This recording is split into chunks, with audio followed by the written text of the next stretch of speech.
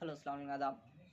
Supreme court का case है Abdul Samad versus state of Telangana 2024 का रिसेंटली का जजमेंट आया इस केस के ऊपर सुप्रीम कोर्ट का, और उस जजमेंट को मैं सपोर्ट करता हूँ। और जो मेरा जद्दोजहद था, अपनी जो एक हार्डवर्क था मेरा, उस फैसले को एक इंतज़ार था मेरा, जो सुप्रीम कोर्ट से एक होप था कि आएगा वो एक दिन ना एक दिन फैसला। अब वो फैसला आ चुका है मेंटेनेंस को लेकर।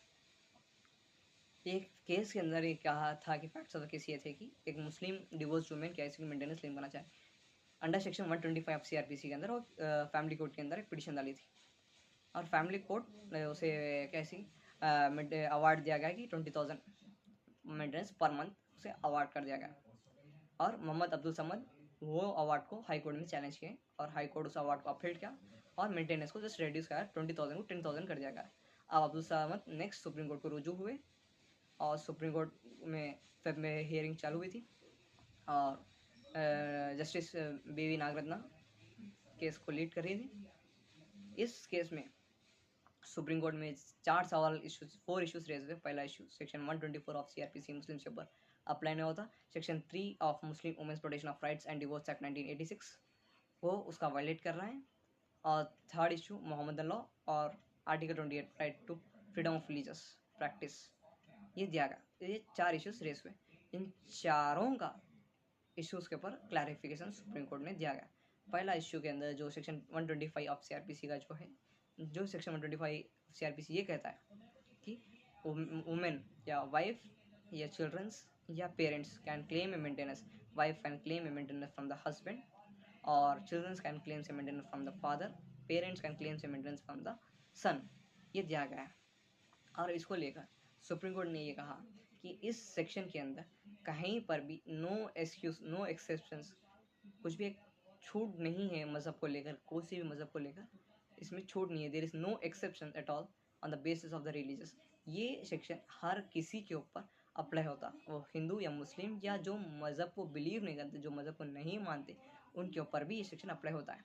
ये सेक्शन 125 सीआरपीसी है जो मेंटेनेंस को लेकर। अब सेकेंड इशू ये था section 3 of Muslim women's of protection rights and divorce act 1986। ये सेक्शन क्या कहता है? ये सेक्शन क्या है कि जो मैरिज के टाइम पे जो महर दिया जाता, अगर वो दिया नहीं गया डिवोर्स के टाइम पर भी, और इद्दत के पीरियड में अगर मेंटेनेंस नहीं दिया गया, तो उस वक्त वाइफ कैन भी क्लेम कर सकती है महर और इद्दत के टाइम का मेंटेनेंस, नॉट आफ्टर इद्दत पीरियड। ये सेक्शन 3 दिया है। अब इसको लेकर सुप्रीम कोर्ट ने कहा कि जो जो एक्ट है, जो मुस्लिम law Muslim women protection of rights and divorce act 1986 का, इसका एम और ऑब्जेक्ट कम्प्लीटली डिफरेंट है, और सेक्शन 125 ऑफ सीआरपीसी का एम और ऑब्जेक्ट डिफरेंटली अलग है। तो जो दोनों का ऑब्जेक्ट डिफरेंट है, तो दोनों के उसमें राइट्स अलग अलग है, कि अगर ये राइट दूसरे राइट को स्टॉप नहीं किया जा सकता, तो ये है। नेक्स्ट जो थर्ड क्वेश्चन ये रेज हुआ कि ये जो था मुस्लिम मोहम्मद लॉ के अगेंस्ट है। मोहम्मद लॉ में क्लियर कट ये है कि अगर maintenance can be given for the wife till the इद्दत period only, not after the इद्दत पीरियड तक मेंटेनेंस दिया जाता होगा, मोहम्मद लॉ में है। तो सुप्रीम कोर्ट ने इस पर कहा कि जो फैमिली लॉ और लॉ ऑफ द लैंड अगर दोनों कॉन्ट्रीब्यूट होते हैं, दोनों के बीच में कुछ पॉइंट रेज होता है, तो जब सिर्फ लॉ ऑफ द लैंड को अपील किया करता है, ना कि पर्सनल लॉ को सेट असाइड कर दिया जा सकता है। सुप्रीम कोर्ट हर एक जजमेंट में, हर एक वक्त सुप्रीम कोर्ट के फैसले में, तमाम फैसलों में यही देखा गया है कि कभी भी जब कॉन्ट्रीब्यूट होता है, जो भी लॉ ऑफ द लैंड और पर्सनल लॉ के बीच में जब क्वेश्चन रेज होता है, तो सिर्फ लॉ ऑफ द लैंड को अपील किया, ना कि पर्सनल लॉ को सेट असाइड कर दिया गया। अब है आर्टिकल 28 फ्रीडम ऑफ रिलीजियस को लेकर सुप्रीम कोर्ट ने साफ साफ कहा कि ये कहा कि जो हम लोग किसी भी रिलीजियस प्रैक्टिस को हम स्टॉप नहीं कर रहे हैं, हम किसी रिलीजियस प्रैक्टिस के अगेंस्ट नहीं जाए, बस सिर्फ हम लॉ ऑफ द लैंड को प्रोटेक्ट कर रहे हैं। जो मुस्लिम वुमेंस और तमाम वुमेंस को राइट्स दिया गया है मेंटेनेंस का, उसको हम प्रोटेक्ट कर रहे हैं, हम मेंटेनेंस उसके मुताबिक हम अवार्ड कर रहे हैं बोलकर सुप्रीम कोर्ट ये गया। अब रही बात जो सेक्शन 3 जो Muslim women protection of rights and divorce act 1988 को लेकर, ये भी इशू रेज पाए कि वो पार्लियामेंट बनाया सो लॉ है, तो उसको बहुत ज़्यादा इंपॉर्टेंस देना बोलकर from the petition side raise कर दिया गया, बट उसको लेकर सुप्रीम कोर्ट ने ये कहा कि आर्टिकल 15 के अंदर क्लियर है कि state can not make any kind of discrimination among citizens on the base of religious caste religion gender anything else. उसको लेकर कुछ भी नो डिस्क्रिमिनेशन रहना चाहिए, state can not make any kind of discrimination. अब state यानी government can not make any kind of discrimination among the citizens. तो according to the article 15 according to article 12, states comes under the government means state according to article 12। तो उसको नजर रखते हुए supreme court ने ये भी बात सेकेंड इश्यू में रखी गई थी। अब ये हो, अब रही बात इसके अंदर मेरे चंद सवाल थे, इसमें चंद नहीं 2 सवाल थे कि ये जजमेंट के अंदर ये क्लैरिफिकेशन नहीं दिया गया है कि ये टिल अगर जो मैं डिवोर्स वुमेन जो मेंटेनेंस क्लेम्स करी वो अगर सेकेंड मैरिज करती उस वक्त भी ये मेंटेनेंस लागू होता है, कंटिन्यू होता है, उसके ऊपर कुछ क्लैरिफिकेशन यहाँ है। और ना कि ड्यूरेशन ऑफ टाइम भी नहीं दिया गया इसमें। इंशाल्लाह आने वाले वक्त मे बी इन फ्यूचर इसके ऊपर क्लैरिफिकेशन सुप्रीम कोर्ट से दूसरे जजमेंट्स में इंशाल्लाह आएगा।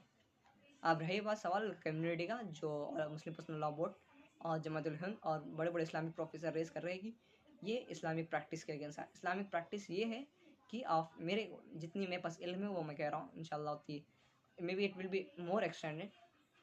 ये है कि जो आफ्टर मैरिज और डिवोर्स के बाद after divorce husband has to give allowances till इद्दत पीरियड के तरह हस्बैंड वाइफ को मेंटेनेंस देना बोलकर है।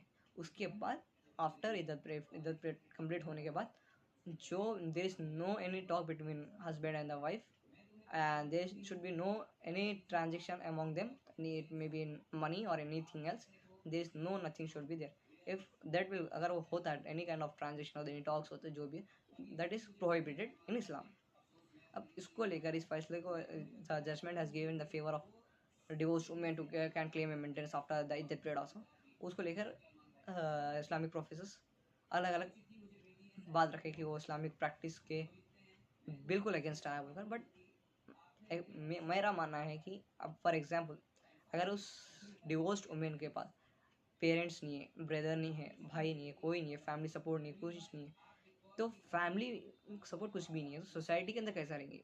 How she can settle in the society, how she can survive in the society, how she can get a basic needs in the society when there is no any kind of financial support or anything support else, then what will happen?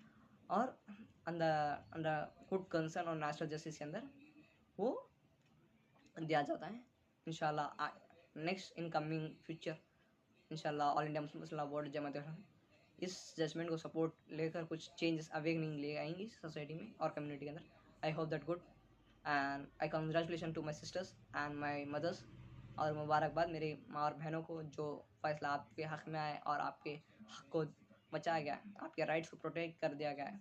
और जो मैं हर वक्त कहता हूँ, मैं आपके इस rights के लिए मैं अपनी आवाज़ रखा हूँ, आपके सपोर्ट में रखा हूँ, इस चीज़ के सपोर्ट में रखा हूँ।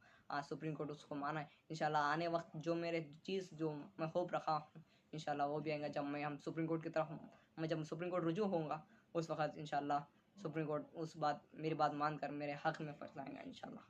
Thank you for watching this video. और इस वीडियो से किसी को भी तकलीफ हुआ